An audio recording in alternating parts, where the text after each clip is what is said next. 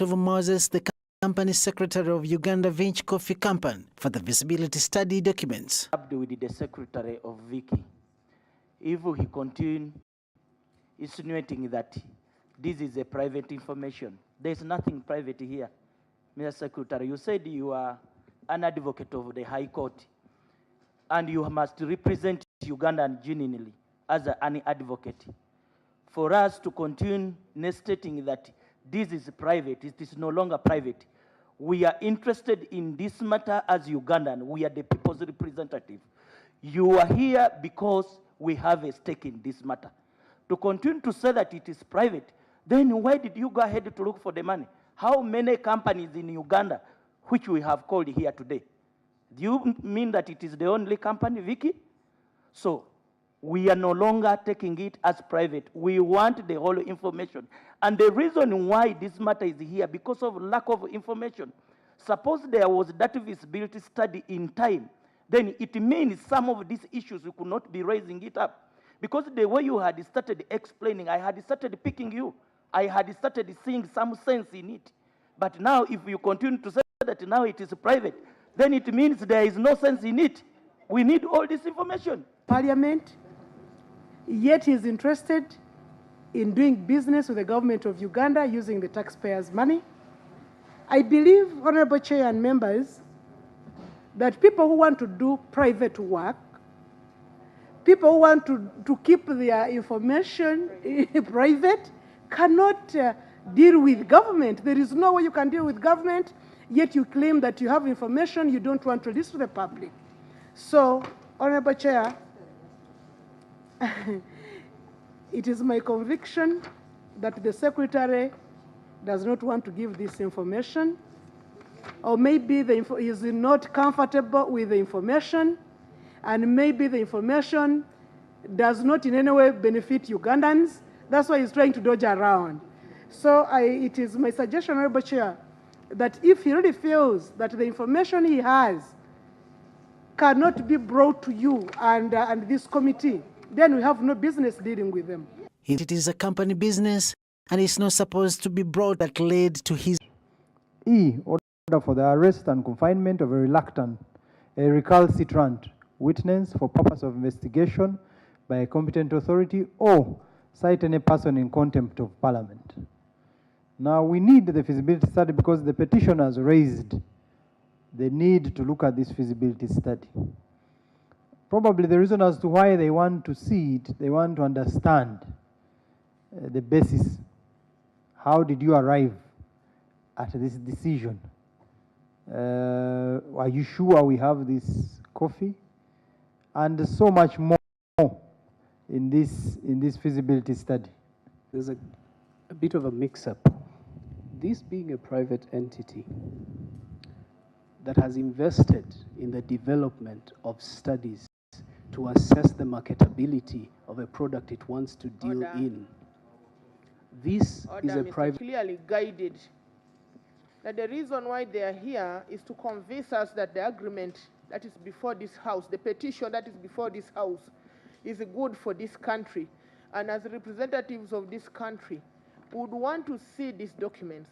These people were aware that they were supposed to appear before this committee a week ago or so.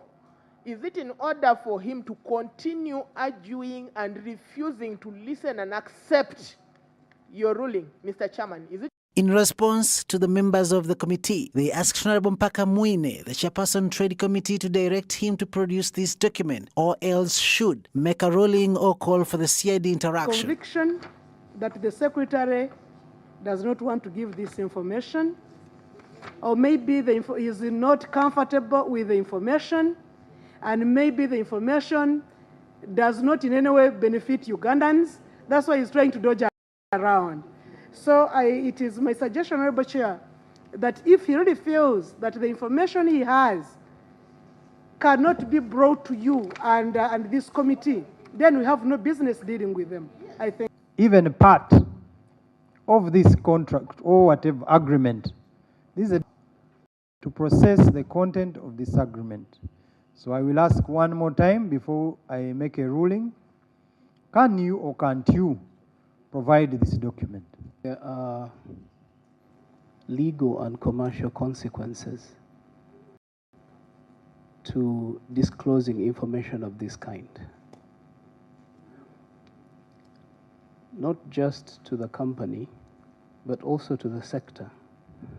I will submit to you, I'm sure you're already aware, that attempts have been made before to get someone with capacity to process coffee to come and do it here. And 9 times as a country we have failed. One of the reasons is the way we engage with the international market. We cannot do business while closing our eyes to the rules of business. If Coca-Cola had its... Asked the clerk to request the CID to come in. I don't see the problem with that. I have asked them to give us the rest of the information they have, and one of them can step out and bring this feasibility study. If they have not presented it within 2 hours, then we shall take the decision as per our rules of procedure. After the 2 hours given to Matovu elapsed, he was asked whether he had got the document for the members but had nothing to present, and this made the chairperson to call for the committee CID to take action. We gave you enough time. It is now 4:30.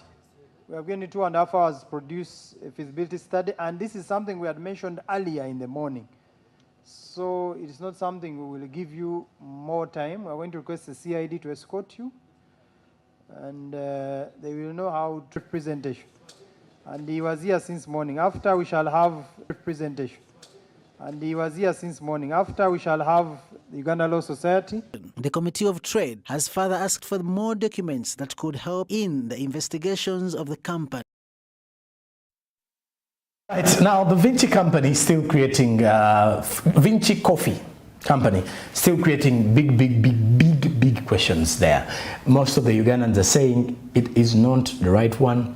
The Ministry of Finance plus the PST, that is the Permanent Secretary to the Treasury, also revealed that this was done because of, this was done following the law, or it was lawfully done.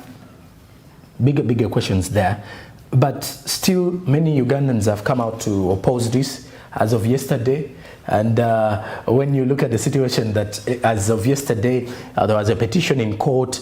Most of the Ugandans out there, most of the lawyers are as well petitioning government or standing into going to court saying this is a violation of Ugandans or the Ugandan coffee farmers plus the Ugandan exporters. Now, if you're to look at just a brief background of this situation, is that the Vinci company was given the rights of exporting coffee. The coffee seeds and coffee to the African, to the outside world or to the outside market. Now, this also entirely means that coffee in Uganda, if at all you're a coffee farmer, you are supposed to get coffee, or you're supposed to plant, you plant your coffee. Now imagine a situation like this one, breaking down for you a little, is you are the farmer, you grow your coffee. After growing this coffee, you take it to a company, and then this company is the same company that is going to help you sort out to see that this is the quality coffee they want. After picking the quality coffee, remember, no taxes on them, NSSF is off, so for the employees there, those are things that you will not be getting. So at the end of it all, this company looks at only the quality coffee. Now, for the local coffee companies that we have in the country, or that we've been having in the country, you are only left with the portion when this company decides to say, this is the enough coffee I've taken for Monday or for the month of January. Then if they look at the quality and they're like, no, we can't export this quality, give it to Sonko and company, give it to that